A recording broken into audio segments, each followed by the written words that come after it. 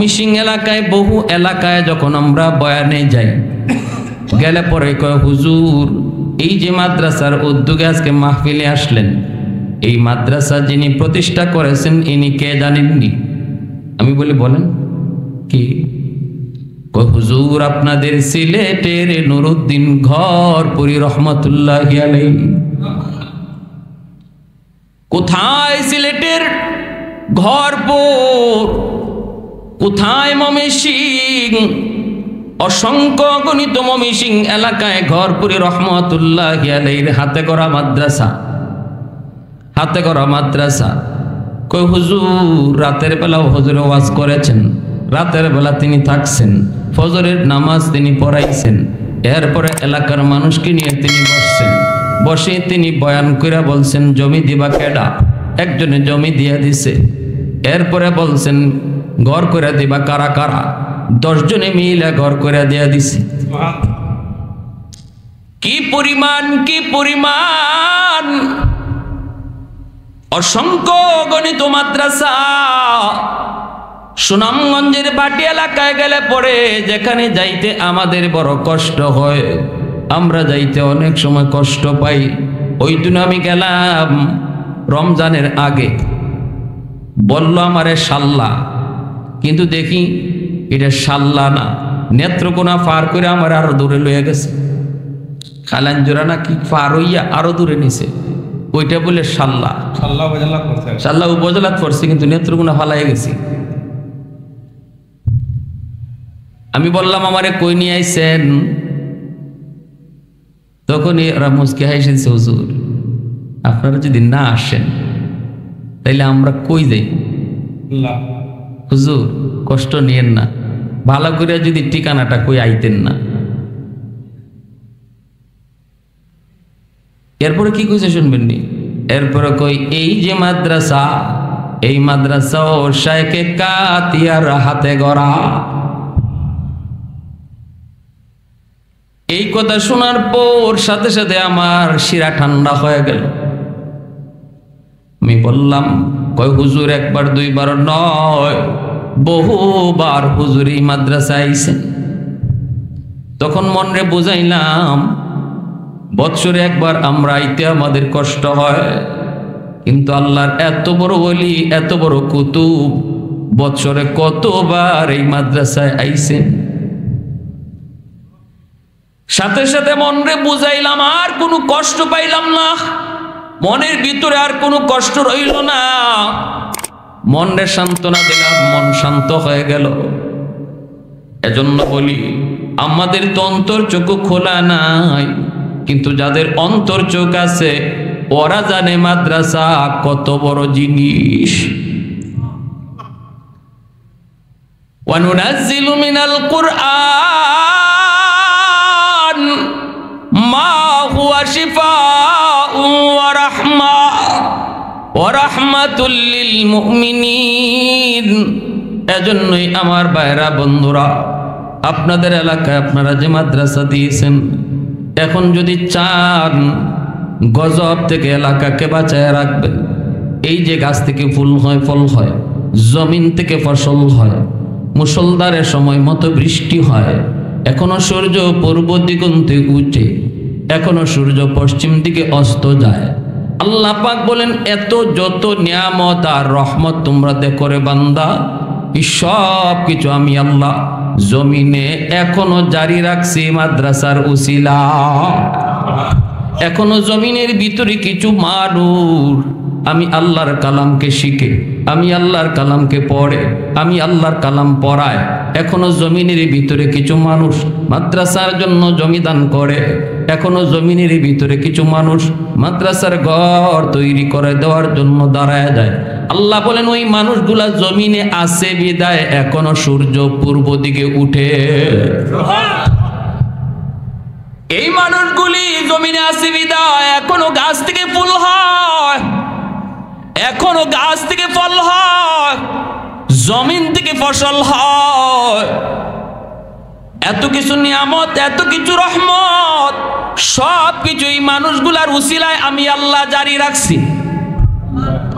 ইন্নাল আলিমা يستغفر له من في الأرض ومن في السماء حتى الحيتان في جوف الماء وفي رواية النملة في جحرها এজন্যই আল্লাহর নবী বলেন উম্মতের দল তোমরা হয়তো মাদ্রাসার কদর বুঝো না উলামায়ে কেরামের কদর হয়তো তোমরা জানো না তোমার ঘরে যেই বাচ্চাটা মাদ্রাসায় দিয়েছো এই বাচ্চাটা তুমি দেখতেছো যায় আর আয় কিন্তু তুমি হয়তো তার কদর জানো না জানার কথাও না তোমরা না জানলেও এই বাচ্চাটার কদর আসমান জমিনের আর যত মাখলুক আছে সবাই হারে হারে টের পায় নবীজি বলেন আসমান জমিনের যত মাখলুক কোরআন শিক্ষা করার জন্য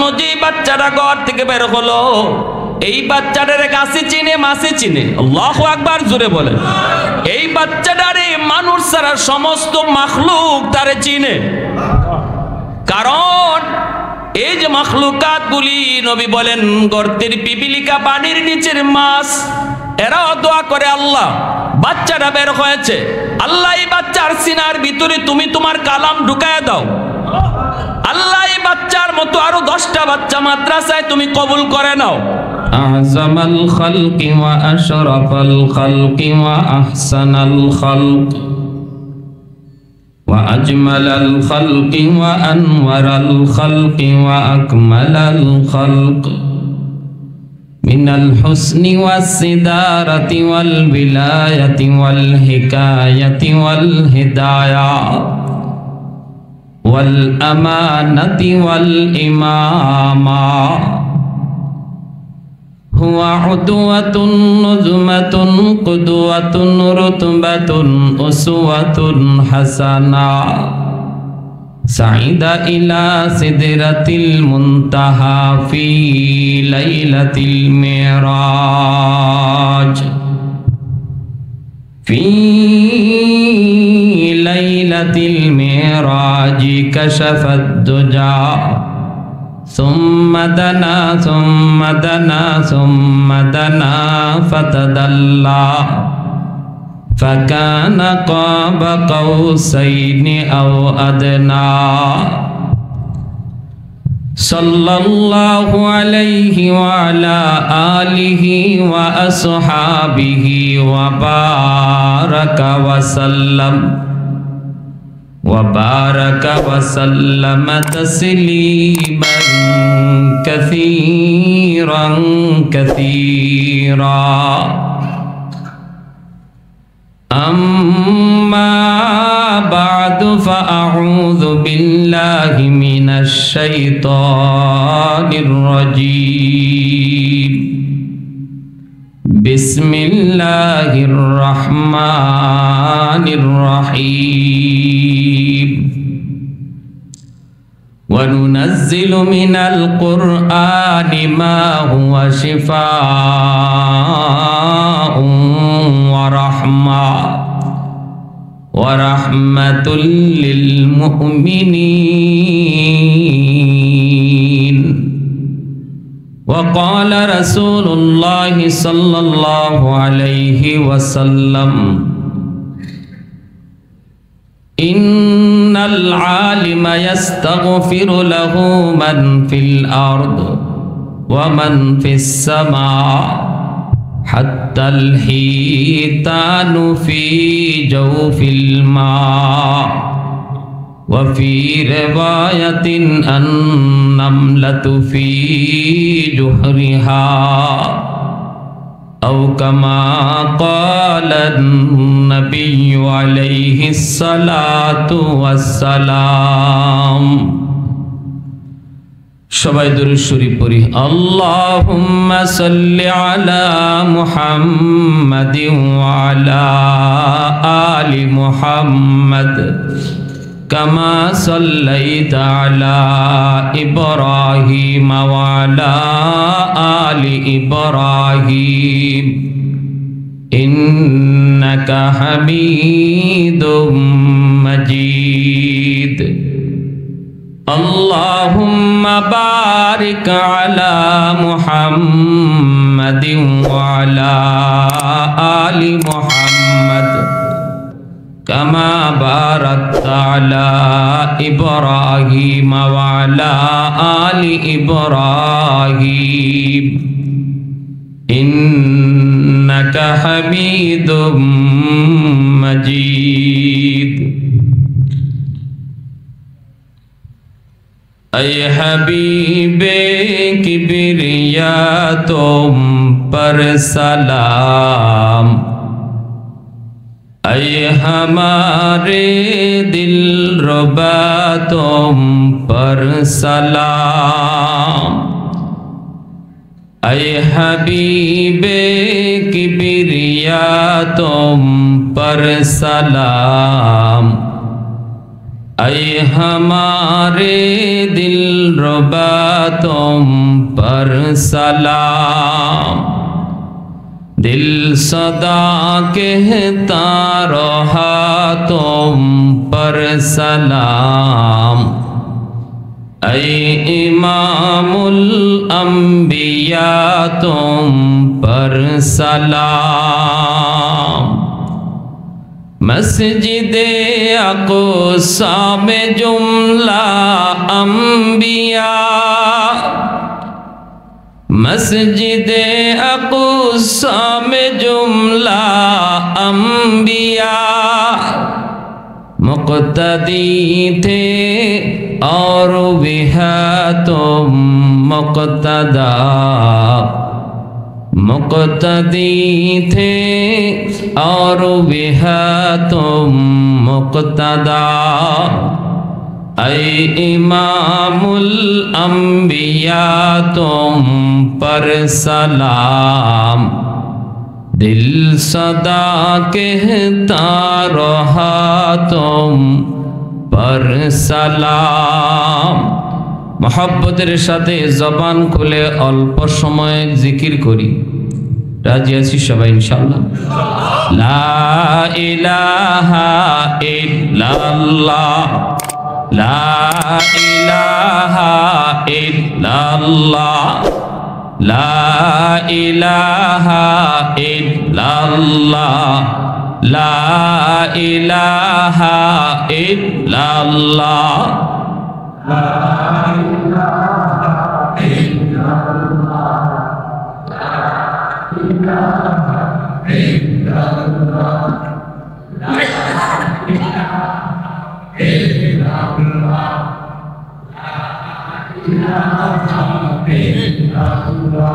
লা ইলাহা ইল্লাল্লাহু মুহাম্মাদুর রাসূলুল্লাহ।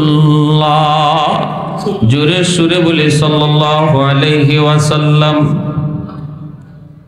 আমার প্রিয় জন্মভূমি বানিয়াচং গ্রামের ঐতিহ্যবাহী মহল্লা মজলিশপুর পশ্চিমপাড়া জামিয়া কারিমিয়া মোগলুল্লাহ মাদ্রাসা এর উদ্বোধন উপলক্ষে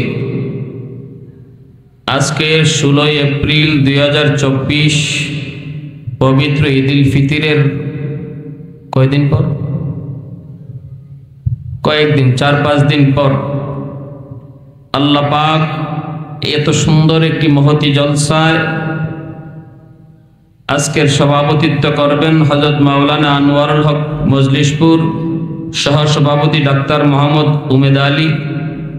আমার আগে বয়ান পেশ করেছেন আমার অত্যন্ত প্রিয় ছাত্র, অত্যন্ত স্নেহভাজন জননন্দিত মুফাসসির কোরআন হযরত মাওলানা এইচ.এ. মুবাশশির আহমদ ঢাকা, মাওলানা হাবিবুর রহমান সোনামপুরি, মাওলানা আজিজুর রহমান সিরাজি চমকপুরি, হাফেজ মাওলানা মুখলিসুর রহমান বানিয়াচং, মাওলানা ইউসুফ আহমদ বানিয়াচঙ্গী, মাওলানা আব্দুল কাদির শরীয়তপুরি।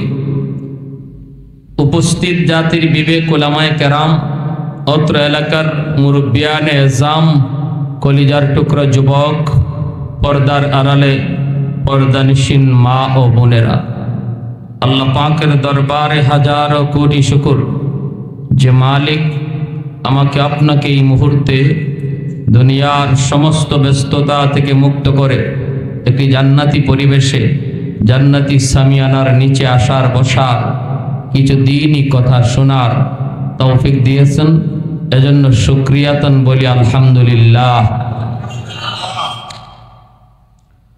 মুআজ্জাজ হাজিরিন, আমার তেলাওয়াতকৃত আয়াতের সরল তরজমা হলো, আল্লাহ পাক বলেন ওয়া নুনাজ্জিলু মিনাল কুরআন মা হুয়া শিফাউন ওয়া রাহমাতুল লিল মুমিনিন।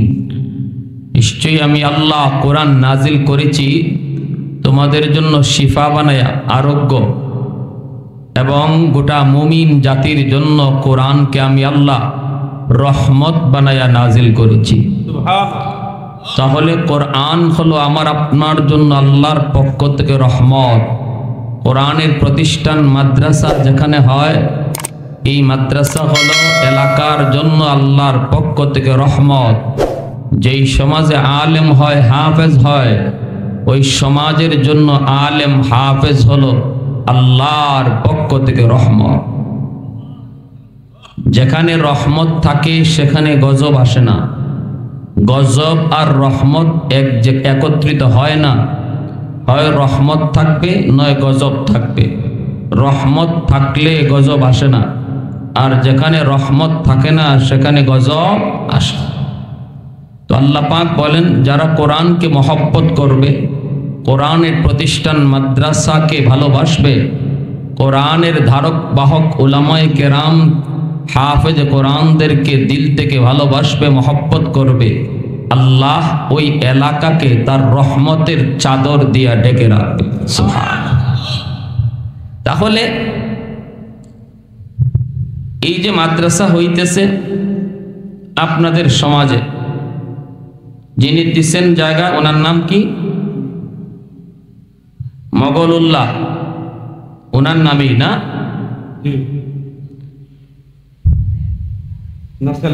আল্লাহ এই জায়গাটাকে আল্লাহ চয়েস করছেন, পছন্দ করছেন। মানুষের কোনো ইখতিয়ার নেই। কোরআনের প্রতিষ্ঠান কোথায় হবে, এই নির্বাচনটা আসমানে হয়। সুবহানাল্লাহ। আল্লাহর হাতে। এখন আপনারা যদি কদর করেন তাহলে আপনাদেরকে আল্লাহ রহমতের চাদর দিয়া ডেকে রাখবে।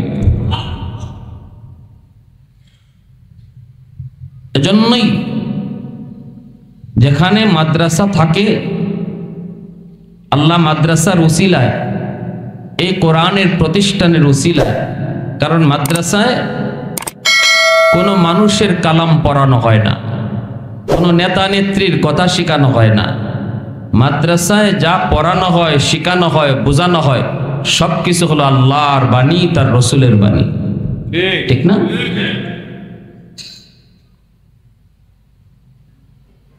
উলামায়ে কেরাম, বিশেষ করে আল্লাহর ওলি যারা, তারা ভালো করে দেখতেন, তারা অন্তর্চুকে দেখতেন যে মাদ্রাসা হলো একটা রহমতের চুম্বক। বিশেষ করে কাতিয়ার সাহেব রাহিমাহুল্লাহ নাম শুনছেন না? কাতিয়ার সাহেব, আমি তো কাতিয়া মাদ্রাসায় পড়ছি। শাইখ আমিনউদ্দিন রাহিমাহুল্লাহ, ভাটি এলাকার সুনামগঞ্জের কুতুব, মাদানী আলাইহির রহমার খাস সাকরেত। সারা জীবন বর হুজুরের মুখ থেকে শুধু মাদানী আলাইহির রহমার জীবনী শুনছি। যখনই মাদানী আলাইহির রহমার কোনো কথা বলতেন, কাতিয়ার সাহেব কানতে কানতে বেহুশ হয়ে যেতেন, বেহুশ হয়ে যেতেন। ফজরের নামাজটা পড়লেই মেম্বরে বয়ে যেতেন। মেম্বরে বইয়েই বলতেন, বাবা বসো, বাবারা বসো, আমি আজ রাত কুতবুল আলম শৈখুল ইসলাম হুসাইন আহমদ মাদানী রহমতুল্লাহি আলাইহিকে স্বপ্নে দেখেছি। কোন রাত আমার পরিষ্কার মনে আছে, একদিন হুজুর বলতেছেন, শোনো, আজকে ভালো করে শোনো, আজ রাত আমি দেখেছি আমার মাদ্রাসায় কুতবুল আলম আইসেন, আর আল্লাহর রসুল, রসুলের হাত দইরা দইরা তিনি মাদ্রাসার ঘরগুলা দেখাইতেছেন। এত বড় ওলি, যারা আল্লাহর নবীকে একবার স্বপ্নে দেখবে তার জন্য জাহান্নাম হারাম হয়ে যায় আর জান্নাত ওয়াজিব হয়ে যায়। কাতিয়ার সাহেব বহুবার আল্লাহ রসুল স্বপ্নে দেখছেন। বহুবার দেখছেন, আমাদেরকে বলছেন, ফজরের নামাজ পড়ে মিম্বরে বৈশা বলছেন। তো আল্লাহর ওলি বলতেন প্রায় সময়, তিনি ইনার কথা বলতেন না, ইনি বলতেন যে দেখো আল্লাহর ওলিরা দেখে, অন্তর চোখে দেখে, মাদ্রাসা যেখানে হয় এই মাদ্রাসাটা হলো এই সমাজের জন্য রহমতের চুম্বক। চুম্বক যেভাবে লোহা টানে, এইভাবে মাদ্রাসা আল্লাহর রহমতকে টানতে থাকে, আল্লাহর রহমতকে টানতে থাকে। বলুন, আমরা আল্লাহর রহমত ছাড়া কি এক সেকেন্ড বাঁচার কোনো উপায় আছে? কোনো উপায় নেই।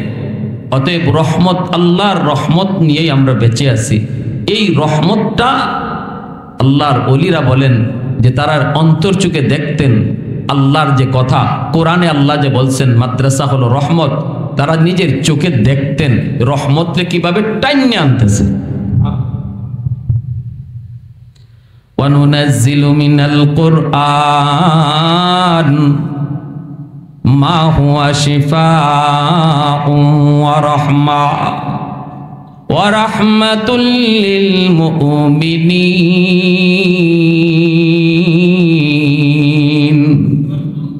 আল্লাহ পাক বলেন, আমি অবশ্যই কোরআন নাজিল করেছি মুমিনদের জন্য রহমত বানাইয়া। যেই ঘরে কোরআন তেলাওয়াত হয় এই ঘরেও রহমত নাজিল হয়। যেই সমাজে মাদ্রাসা থাকে এই সমাজে রহমত নাজিল হয়। এজন্য ভাইরা, আল্লাহ পাক রব্বুল আলামিন পরিষ্কার এই ঘোষণা দিয়ে দিছেন। এজন্যই আল্লাহর ওলিরা যেই জায়গায় যাইতেন, যেই তারা আগে জিজ্ঞেস করতেন, ভাই আপনাদের এলাকায় মাদ্রাসা আছে? যদি তারা বলতেন মাদ্রাসা নাই, তাহলে এলাকার মানুষকে নিয়ে সাথে সাথে মাদ্রাসা তারা কায়েম করতেন। ময়মনসিং এলাকায়, বহু এলাকায় যখন আমরা বয়ানে যাই, গেলে পরে কয়, হুজুর এই যে মাদ্রাসার উদ্যোগে আজকে মাহফিলে আসলেন, এই মাদ্রাসা যিনি প্রতিষ্ঠা করেছেন ইনি কে জানেননি? আমি বলি বলেন কি? কয় হুজুর আপনাদের সিলেটের নুরুদ্দিন ঘরপুরি রহমতুল্লাহি আলাইহি। কোথায় সিলেটের ঘরপুর, কোথায় ময়মনসিং? অসংখ্য গণিত ময়মনসিং এলাকায় ঘরপুরি রহমতুল্লাহি আলাইহির হাতে গড়া মাদ্রাসা, হাতে গড়া মাদ্রাসা। কই হুজুর রাতের বেলাও হুজুরে ওয়াজ করেছেন, রাতের বেলা তিনি থাকছেন, ফজরের নামাজ তিনি পড়াইছেন, এরপরে এলাকার মানুষকে নিয়ে তিনি বসছেন, বসে তিনি বয়ান কইরা বলছেন জমি দিবা কেডা? একজনে জমি দিয়া দিছে। এরপরে বলছেন ঘর করে দিবা কারা কারা? 10 জনে মিলে ঘর করে দিয়া দিছে।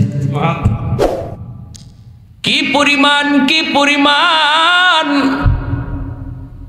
অসংখ্য গণিত মাদ্রাসা। সুনামগঞ্জের বাটি এলাকায় গেলে পরে যেখানে যাইতে আমাদের বড় কষ্ট হয়, আমরা যাইতে অনেক সময় কষ্ট পাই। ওই দিন আমি গেলাম রমজানের আগে, বলল আমারে শাল্লা, কিন্তু দেখি এটা শাল্লা না, নেত্রকোনা পার করে আমার আরো দূরে লয়ে গেছে। খালাঞ্জোরা না কি পার হইয়া আরো দূরে নিছে, ওইটা বলে শাল্লা। শাল্লা উপজেলা পড়ছে, কিন্তু নেত্রকোনা ফালাই গেছি। আমি বললাম আমারে কই নিয়ে আইছেন? তখনই ওরা মুচকি হাসিছে, হুজুর আপনারা যদি না আসেন তাইলে আমরা কই যাই? হুজুর কষ্ট নিয়েন না, ভালো করে যদি ঠিকানাটা কই আইতেন না। এরপরে কি কইছে শুনবেন নি? এরপরে কই এই যে মাদ্রাসা, এই মাদ্রাসা ও শায়েখে কাতিয়ার হাতে গড়া। এই কথা শোনার পর সাথে সাথে আমার শিরা ঠান্ডা হয়ে গেল। আমি বললাম, কয় হুজুর একবার দুইবার নয়, বহুবার হুজুর এই মাদ্রাসায় আইছেন। তখন মনরে বুঝাইলাম, বৎসরে একবার আমরা আইতে আমাদের কষ্ট হয়, কিন্তু আল্লাহর এত বড় ওলি, এত বড় কুতুব বৎসরে কতবার এই মাদ্রাসায় আইছেন। সাথে সাথে মনরে বুঝাইলাম, আর কোনো কষ্ট পাইলাম না, মনের ভিতরে আর কোনো কষ্ট রইল না। মনরে সান্ত্বনা দিলাম, মন শান্ত হয়ে গেল। এজন্য বলি আমাদের তো অন্তর চোখ খোলা নাই, কিন্তু যাদের অন্তর চোখ আছে ওরা জানে মাদ্রাসা কত বড় জিনিস। وَنُنَزِّلُ مِنَ الْقُرْآنِ مَا هُوَ شِفَاءٌ وَرَحْمَةٌ لِّلْمُؤْمِنِينَ। এজন্যই আমার ভাইরা বন্ধুরা, আপনাদের এলাকায় আপনারা যে মাদ্রাসা দিয়েছেন, এখন যদি চান গজব থেকে এলাকাকে বাঁচায় রাখবেন, এই যে গাছ থেকে ফুল হয়, ফল হয়, জমিন থেকে ফসল হয়, মুষলধারে সময় মতো বৃষ্টি হয়, এখনো সূর্য পূর্ব দিগন্তে উঠে, এখনো সূর্য পশ্চিম দিকে অস্ত যায়। আল্লাহ পাক বলেন এত যত নিয়ামত আর রহমত তোমরা দেখো রে বান্দা, এই সব কিছু আমি আল্লাহ জমিনে এখনো জারি রাখছি মাদ্রাসার উসিলা। এখনো জমিনের ভিতরে কিছু মানুষ আমি আল্লাহর কালামকে শিখে, আমি আল্লাহর কালামকে পড়ে, আমি আল্লাহর কালাম পড়ায়, এখনো জমিনের ভিতরে কিছু মানুষ মাদ্রাসার জন্য জমি দান করে, এখনো জমিনের ভিতরে কিছু মানুষ মাদ্রাসার ঘর তৈরি করে দেওয়ার জন্য দাঁড়ায় যায়। আল্লাহ বলেন ওই মানুষগুলা জমিনে আছে বিদায় এখনো সূর্য পূর্ব দিকে উঠে। এই মানুষগুলি জমিনে আছে বিদায় এখনো গাছ থেকে ফুল হয়, এখনো গাছ থেকে ফল হয়, জমিন থেকে ফসল হয়। এত কিছু নিয়ামত, এত কিছু রহমত, সব কিছু এই মানুষগুলার উসিলায় আমি আল্লাহ জারি রাখছি। ইন্নাল আলিমা ইয়াস্তাগফিরু লাহু মান ফিল আরদ ওয়া মান ফিস সামা হাত্তাল হিতানু ফি জাওফিল মা ওয়া ফি রাওয়ায়াতিন আন-নামলাতু ফি জুহরিহা। এজন্যই আল্লাহর নবী বলেন উম্মতের দল, তোমরা হয়তো মাদ্রাসার কদর বুঝো না, উলামায়ে কেরামের কদর হয়তো তোমরা জানো না। তোমার ঘরে যেই বাচ্চারা মাদ্রাসায় দিয়েছো, এই বাচ্চাটা তুমি দেখতেছো যায় আর আয়, কিন্তু তুমি হয়তো তার কদর জানো না, জানার কোথাও না। তোমরা না জানলেও এই বাচ্চাটার কদর আসমান জমিনের আর যত মাখলুক আছে সবাই হারে হারে টের পায়। নবীজি বলেন আসমান জমিনের যত মাখলুক কোরআন শিক্ষা করার জন্য যে বাচ্চাটা ঘর থেকে বের হলো, এই বাচ্চাটারে গাছে চিনে, মাছে চিনে। আল্লাহু আকবার, জোরে বলেন। এই বাচ্চাটারে মানুষ ছাড়া সমস্ত মাখলুক তারে চিনে, কারণ এই যে মাখলুকাত গুলি, নবী বলেন গর্তের পিপিলিকা, পানির নিচের মাছ, এরাও দোয়া করে আল্লাহ বাচ্চাটা বের হয়েছে, আল্লাহ এই বাচ্চার সিনার ভিতরে তুমি তোমার কালাম ঢুকায়া দাও। আল্লাহ এই বাচ্চার মতো আরো 10টা বাচ্চা মাদ্রাসায় তুমি কবুল করে নাও। কারণ কি? কারণ মাসে কয় আল্লাহ এই বাচ্চাগুলি জমিনে যতদিন থাকবে আমি মাছ জমিনে বেঁচে থাকবো। ও মালিক, এই মাদ্রাসা যতদিন থাকবে আমি গর্তের পিপিলিকা বেঁচে থাকবো। যদি ওরা না থাকে তোমার গজব আসবে, যদি ওরা না পড়ে তাহলে গজব আসবে, যদি মাদ্রাসা না থাকে তোমার গজব আসবে। এই গজবে মানুষ যেমন ক্ষতিগ্রস্ত হবে, আমি পিপিলিকাও ক্ষতিগ্রস্ত হব। পানির নিচের মাছও কয় আল্লাহ তোমার গজব যদি চলে আসে তাহলে আমি পানির নিচের মাছও বাঁচতে পারবো না, আমিও গজবের ভিতরে পড়ে যাব। এজন্যই নবী বলেন গাছের পাতা, এই যে দেখো পানির নিচের মাছ, গর্তের পিপিলিকা, তোমার পায়ের নিচের বালির কণা, এই প্রতিটা জিনিস, প্রতিটা জিনিস, প্রতিটা মাখলুক আল্লাহর কাছে। ছোট ছোট বাচ্চাগুলি যারা মাদ্রাসায় পড়ে, যারা পড়ায়, যারা মাদ্রাসায় জমি দেয়, যারা মাদ্রাসায় সাহায্য করে, তাদের জন্য 24 ঘন্টা দোয়া করে। কারণ তাদের নিজের স্বার্থে করে, নিজে বাঁচার জন্য করে। এজন্যই মাদ্রাসা টিকায় রাখা, মাদ্রাসা করা, মাদ্রাসার মায়া করা, এটা মাদ্রাসার স্বার্থ না, বরং নিজের স্বার্থে করা। মাদ্রাসা যদি আমি করি, মাদ্রাসা যদি আমি ধরি, মাদ্রাসা যদি আমি টিকায় রাখি, তাহলে আল্লাহ মাদ্রাসার উসিলায় আমাকে টিকায় রাখবে। আমি একটা মাদ্রাসার ছাত্রকে যদি খাওয়াই না, বরং এই ছাত্রের উসিলায় আল্লাহ আমাকে খাওয়ায়।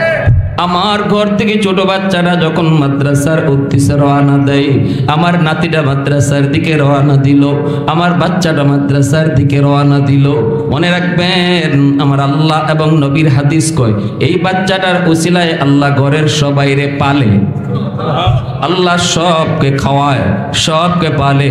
ও ভাই, আমাদের চোখ নাই, এজন্য আমরা দেখি না, আমরা বুঝি না, ঠিক কিনা জোরে বলেন? আমাদের চোখ নাই, এই চর্ম চোখের নাম চোখ নয়, অন্তরের চোখের নাম হলো চোখ। এজন্য কদর করেন, কদর করেন, কদর। আপনাদের এলাকার এই মাদ্রাসাকে আপনারা দিল থেকে ভালোবাসেন, কারণ মাদ্রাসা যদি টিকে থাকে তাহলে মাদ্রাসার উসিলায় আল্লাহ আমারে টিকায় রাখবে। মাদ্রাসার যদি ক্ষতি হয়, আল্লাহ মাদ্রাসার ক্ষতির কারণে আমারে ক্ষতি ফালাইয়া দিবে, ঠিক না? কেউ যদি বলে মাদ্রাসা দরকার নাই, আল্লাহ বলবেন তোরও আমার দরকার নাই। পরিষ্কার সাফ সাফ কথা। যে বলবে মাদ্রাসা দরকার, আল্লাহ কইব তোরও আমার দরকার। কারণ এই মাদ্রাসার উসিলা আমি আল্লাহ তোমারে ফালতেছি, খাওয়াইতেছি, তোমারে টিকায় রাখছি। তুমি যদি মাদ্রাসার পক্ষে দাঁড়াও, তোমারে আমারও দরকার।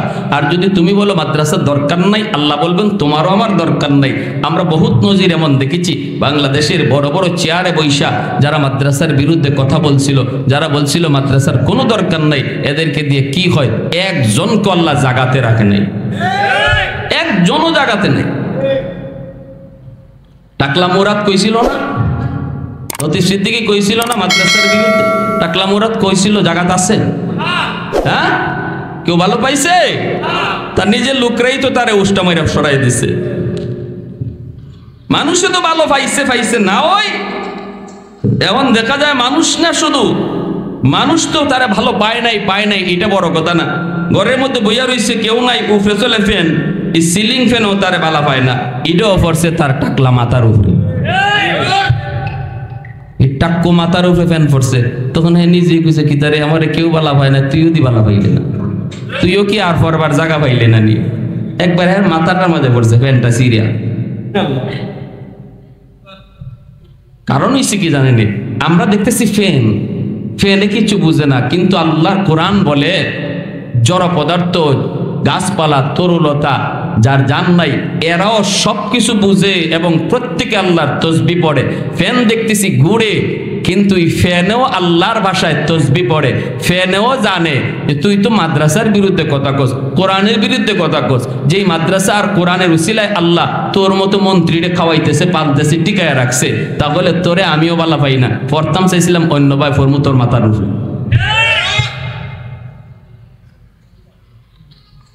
এজন্য আমার ভাইয়েরা, যে কথা বলতেছিলাম, মাদ্রাসা করা, মাদ্রাসা টিকায় রাখা, মাদ্রাসা ধৈর্য রাখা, মাদ্রাসায় দান করা, মাদ্রাসায় সাহায্য করা, এগুলা এই কথা মনে করবেন না যে আমার দানে মাদ্রাসায় চলে, আমার সাহায্যে মাদ্রাসা চলে। সাফ সাফ বলতেছি, সাবধান, এমন কথা কেউ বলবেন না। আপনি দান না করলেও অসুবিধা নেই, কারণ এটা মানুষের কোনো প্রতিষ্ঠান না, এই প্রতিষ্ঠান হলো আমার নবীর বাগান।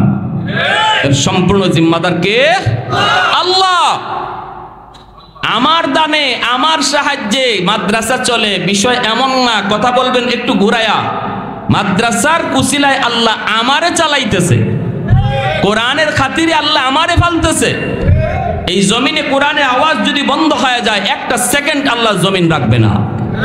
এজন্যই কিয়ামতের আগ মুহূর্তে আল্লাহ জিব্রাইলকে বলবেন, জিব্রাইল যাও, জমিন তো ধ্বংস করে দিব, টাইম শেষ, কিন্তু আমার কোরআন জমিনে থাকলে কিয়ামত হবে না।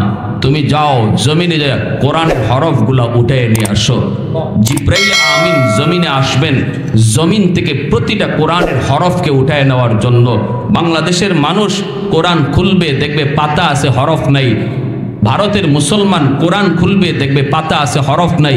সৌদির মুসলমান কোরআন খুলবে, দেখবে পাতা আছে, হরফ নাই। তখনই বুঝতে হবে পৃথিবীর হায়াত টাইম শেষ।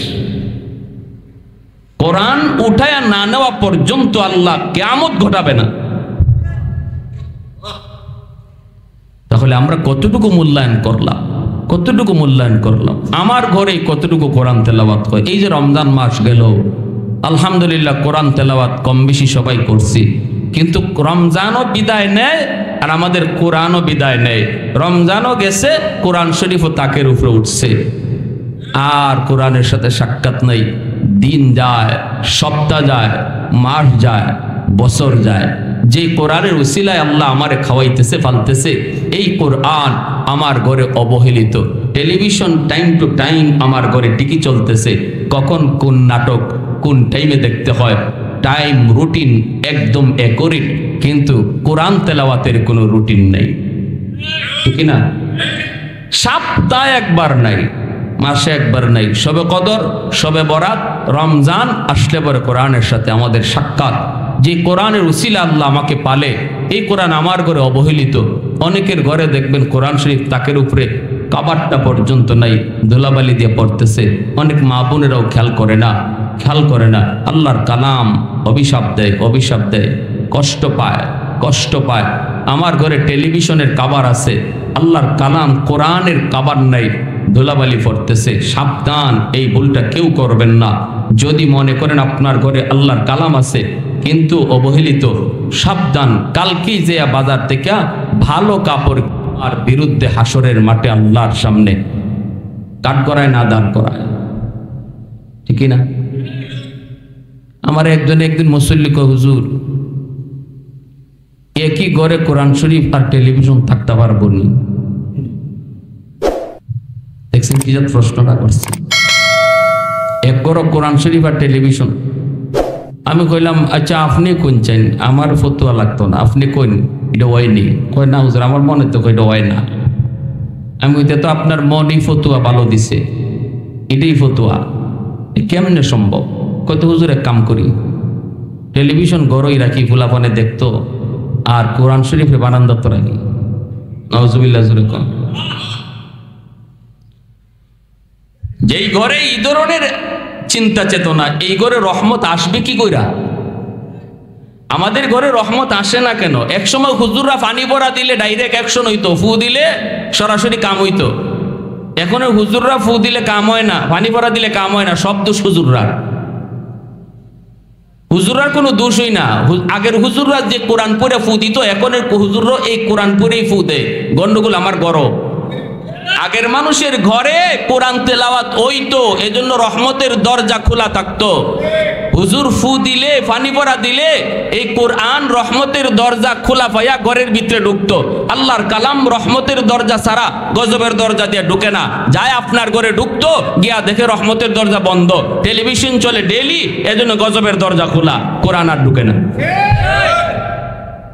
নুরুদ্দিন ঘরপুরি রহমতুল্লাহি আলাইহি পুকুরের মাঝে ফু দিয়া যাইতেন গা। ওই জমানার কথা বলি, যেই জমানায় ফজরের পরে মুসলমানের ঘর থেকে কোরআন তেলাওয়াতের আওয়াজ শোনা যেত, ঠিক না? আমরাও তো কয়েক বছর আগে ফজরে পরে হাঁটলে কোরআন তেলাওয়াতের আওয়াজ বিভিন্ন ঘর থেকে শোনা যেত। এখনো মনে আছে আমার ছোটবেলার কথা। কই গেল সেই চিত্র? কোথায় গেল? ওই জমানার কথা বলছি। পুকুরে ফু দিয়া যাইতেন গা, আর কইতেন, ঘরপুর হিসাবে নাম শুনছেন তো? পুকুরে ফু দিয়া যাইতেন আর কইতেন পুকুর থেকে পানি নেও, খামই জীব। এত বড় মাদ্রাসার সামনে ওই দিনে রমজানে, 17 রমজান না কয় রমজানে আমি গরপুর গেছিলাম। সাব্বির ভাই আছে না? কয় রমজানে? 12 রমজানে, হ্যাঁ না 17 রমজানে না 18 রমজানে, যাই হোক। হ্যাঁ, তো রমজান মাসে তারাবির পরে মানুষ, আল্লাহু আকবার, এত মানুষ হইছে গরপুর। আর হওয়ার আমি পুরা সিজনে, মাহফিলের সিজনে ওই এলাকায় কোনো প্রোগ্রাম রাখতে পারি নাই, যার কারণে এত মানুষ। সিজনের মাহফিলও এত মানুষ হয় না। এত বড় ঈদগাটা ওদের, পুরা ঈদগাটা বইরা, এত বড় মসজিদ, সব মসজিদ বর্গ। তো এখানে ঘরপুরি রহমতুল্লাহি আলাইহির কথা বলতেছি, ওইখানেও বলছি, পুকুর থেকে পানি নিয়ে যাইতো, কাম হয়ে যেত। এত বড় পুকুর। আর আমরা এখন পুকুরও ফুকি দাও, ডাইরেক্ট যদি গ্লাসের মাঝে ফু দেই, ই পানি লিয়া যায়, তাও কোনো কাম হয় না। কারণ পানি লইয়া যে দরজা দিয়ে ঢুকতেছে এটা রহমতের দরজা না, এটা গজবের দরজা, ঠিক কিনা? কামইব কি কইরা? এক লোকে লন্ডন থেকে আসছে, এক হুজুর এত বড় পুকুরের এক সাইডে আপনি ফু দিয়া জানগা, হুজুর আমার বেশি একই নয় না, হুজুর আমারে আপনি এই জগ কানো একটা ফু দিন, আমি লন্ডন থেকে আইছি, একটা ফু নিবার লাগে। হুজুর এখন তোমার একই নয় না নি? না হুজুর আমার একই নয়, কিন্তু একটু কিতা কিতা জানি করে। আপনি যে ইপায় ফু দিলা, ই ফু হিবা যায় কেমনে? পুকুরে ইফার থেকে হিফার কেমনে যায় ফু? তো হুজুর এখন আচ্ছা ঠিক আছে, তুমি তোমার জগ ধরো, তোমার আমি খাস করে একটা ফু দিই। আমাদের উস্তাদরা আসিলেন সরাসরি সামনে, উস্তাদদের মুখ থেকে শুনছি, গরফুর হিসাবে এখন তুমি জগ ধরো, আমি ফু দিতেছি তোমারে খাস কইরা। এটা তো দিছি আম ভাবে তোমারে খাস করে দিতেছি, জগ কিন্তু বালা করে ধরল। কাছের জগ বেটা ইবা ধরছে দুই হাত দিয়া, হুজুর এখন ধরছনি? কয় জি হুজুর ধরছি। এরপরে গরফুর হিসাবে ফু দিছুন, ফু দেওয়ার লগে লগে কাছের জগ ঠাস ঠাস করে ভাঙ্গিয়া সব পানি মাটি চলে গেছে। আল্লাহর কালামের আসর আসেনি না? না, হ্যাঁ? আল্লাহু আকবার। এজন্য আমরা আল্লাহর কালামকে মহব্বত করি, আল্লাহর কালামের ধারক বাহক উলামায়ে কেরামকে দিল থেকে ভালোবাসি। মাদ্রাসাকে যারা ভালোবাসবে, মাদ্রাসার ছোট ছোট বাচ্চাকে যারা দিল থেকে মহব্বত করবে, রাইসুল মুফাসসিরিন আব্দুল্লাহ ইবনে আব্বাস রাদিয়াল্লাহু তাআলা আনহু, এই উম্মতের সবচেয়ে বড় মুফাসসির, তিনি বলেন যেই মানুষটাই কইব যে আলেম উলামা দেখলে, ছোট ছোট মাদ্রাসার তালেবে ইলম দেখলে আমার দিলটা খুশি হয়ে যায়, তার এতটুকু আমল মৌতের সময় আল্লাহ তার এই উসিলায় দৌলতে ঈমান তারে দান করবে। দৌলতে ঈমান লইয়া তার মৌত হবে, কালেমা নসিব হবে তার। যদি কেউ খালি কয় আমি দিল থেকে মাদ্রাসাকে ভালোবাসি, ছাত্রদেরকে ভালোবাসি, আল্লাহ তারে দৌলতে ঈমান দান করবে। কোন যুক্তিতে? যুক্তিটা আমি বলতেছি, দলিল কি? আর ইনি বলেন কেউ যদি বলে মাদ্রাসা আমার ভাল লাগে না, মাদ্রাসায় পড়ে কি হইব, মোল্লা মুন্সিরা কি করে দেশে, সে যত বড় নামাজি হোক, সে যত বড় হাজি হোক, সে যত বড় দানবীর হোক, রাইসুল মুফাসসিরিন আব্দুল্লাহ ইবনে আব্বাস এই উম্মতের সবচেয়ে বড় মুফাসসির এবং আল্লাহর নবীর আপন চাচাতো ভাই, নবীজির চাচা হযরত আব্বাস রাদিয়াল্লাহু তাআলা ওনার আপন চাচাতো ভাই, আল্লাহর কোরআন উনার চেয়ে কেউ বেশি বুঝে নাই, এটা আল্লাহ রাসূল বলে গেছেন, জোরে বল সুবহানাল্লাহ। ইনি বলেন যদি কেউ কয় আমার মাদ্রাসা ভালো লাগে না, আলেম ওলামা ভালো লাগে না, সে যত বড় নামাজি, যত বড় হাজি হোক, মৌতের সময় তার ঈমান সাথে যাবে না। এতটুকুই শেষ না, ইনি বলেন আলেমদের প্রতি, মাদ্রাসার প্রতি বিদ্বেষ পোষণকারী মারা যাওয়ার পর তোমরা তার কবর খুঁজতে দেখো, তার মুখ কিবলামুখী নাই, আল্লাহ তার মুখকে কিবলা দিক থেকে ঘুরাইয়া দিছে। আউযুবিল্লাহি মিন যালিক। কবরে মুখ ঘুরাইয়া দেওয়া হয় কোন যুক্তিতে? দলিল, দলিল হলো উনি দলিল আনছেন যে হযরত মূসা আলাইহিস সালাম ছোট্ট, ইনাকে যখন ফেরাউনের বিবি আসিয়া নদী থেকে পাইয়া আনছিলেন, আইনা যখন ফেরাউনকে কইছিলেন স্বামী গো দেখো একটা বাচ্চা পাইছি, কি সুন্দর চাঁদের মতো চেহারা, কারণ নবী যেই জমানায় যেই হন, আল্লাহ ওই যুগের সবচেয়ে সুন্দর করে নবীকে বানান, নবীর চেয়ে ওই জমানার কেউ সুন্দর হতে পারে না। সুবহানাল্লাহ জোরে বলেন। হ্যাঁ, আর আমাদের দেশে কাদিয়ানি, হে নিজেরে মির্জা গোলাম আহমদ কাদিয়ানি নিজেরে নবী দাবি করে, অথচ এক চোখ কানা ছিল। পৃথিবীতে ১৬ লক্ষ নবীর মধ্যে একজন নবী আপনারা পাবেন না যেই নবীর কোন একটা চোখ নাই, অথবা একটা হাত নাই, অথবা একটা দাঁত নাই, অথবা দেখতে সুন্দর না, একজন নবীও পাওয়া যাবে। নিখুঁত কইরা আল্লাহ নিজের হাতে নবীদেরকে বানাইছে। মির্জা গোলাম আহমদ কাদিয়ানির এর চোখ কানা ছিল, এটাও তো একটা ভণ্ড নবী, যে এটার একটা প্রমাণ, ঠিক কিনা জোরে বলেন। এজন্য সাবধান, খালেস ভাবে দিন আমাদের বুঝতে হবে, প্রকৃত দিন কোনটা এটা আমাদের জানতে হবে, বুঝতে হবে। মারিফতের নাম নিয়ে যদি কেউ গান গায়, ওরুস করে, এটাও দিনের ভিতরে বহুত বড় ভণ্ডামি, এটাও জানতে হবে, ঠিক কিনা।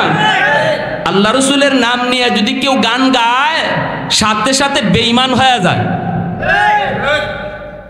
প্রেম প্রীতির গান গাইলে বেঈমান হয় না, ফাসিক হয়, ঈমান যায় না।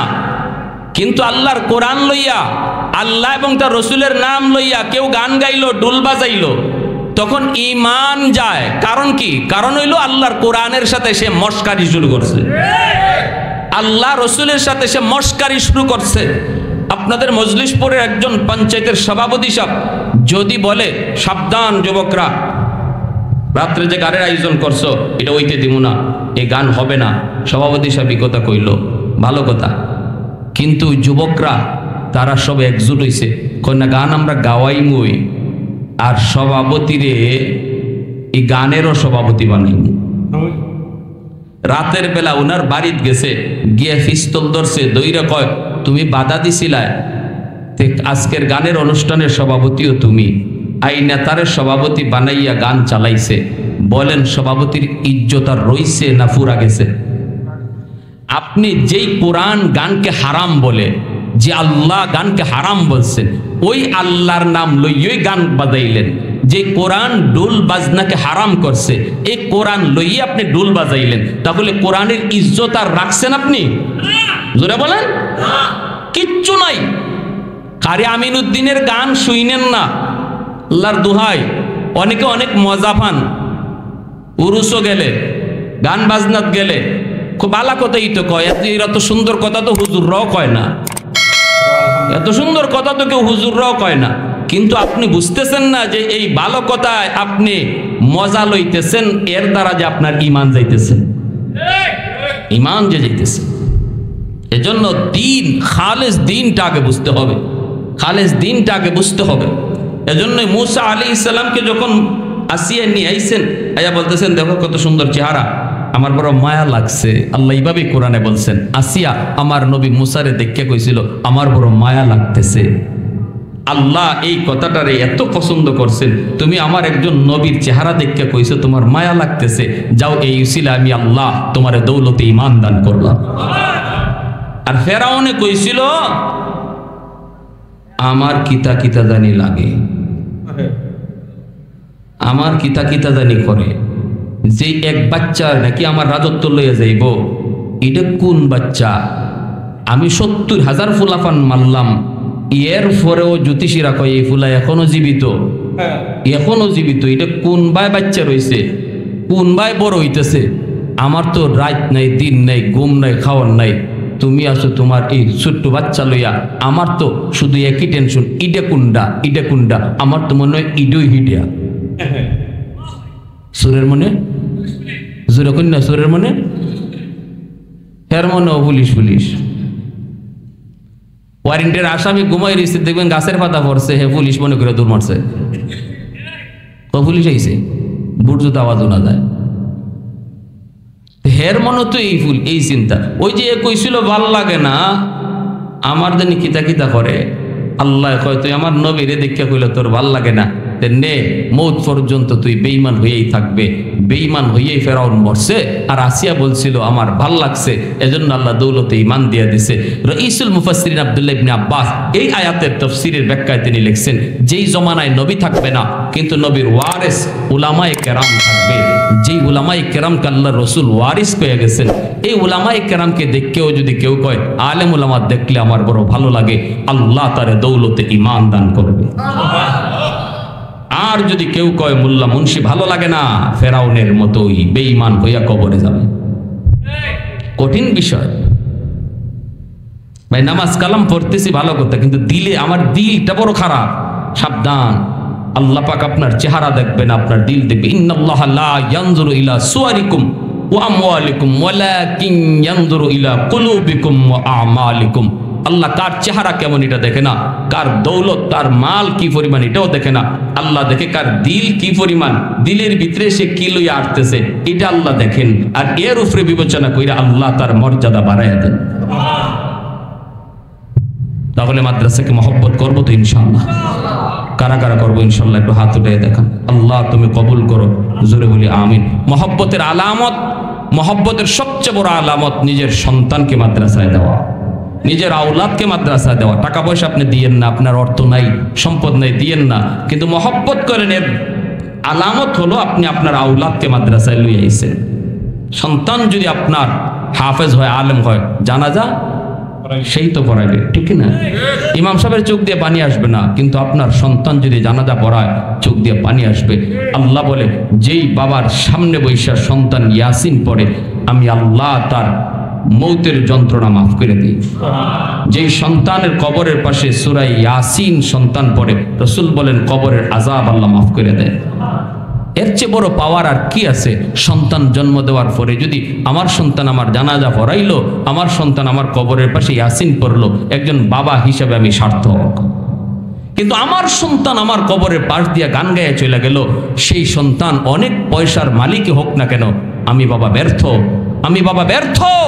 সন্তান আমার কবরের পাশে ইয়াসিন পড়বে নাকি গান গাবে, এই সিদ্ধান্ত এখন নিতে হবে, এখন মা বাবাকে নিতে হবে। যদি বাপ মার সিদ্ধান্ত ভুল হয়, গানই গাবে, আর যদি বাপ মার সিদ্ধান্ত সঠিক হয়, সন্তান কোরআন তেলাওয়াত করবে। আমরা ভুল সিদ্ধান্তে যাব না ইনশাআল্লাহ। আপনাদের যেহেতু এলাকায় কাছাকাছি হয়ে গেছে, এত সুযোগ কে পায় যে একটা মাদ্রাসা দূরে হইলে বাচ্চাদেরকে লইয়া যাওয়া কত কষ্ট। যেহেতু কাছাকাছি, মায়ও লইয়া আইতে পারবো, দাদায়ও লইয়া আইতে পারবো, নানায়ও লইয়া আইতে পারবো।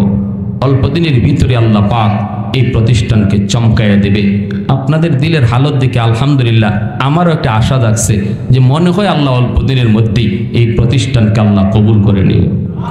যেহেতু আপনাদের দিলের হালত বলতেছে আলহামদুলিল্লাহ, আল্লাহ সবাইকে কবুল করেন, এই প্রতিষ্ঠানকে কবুল করেন।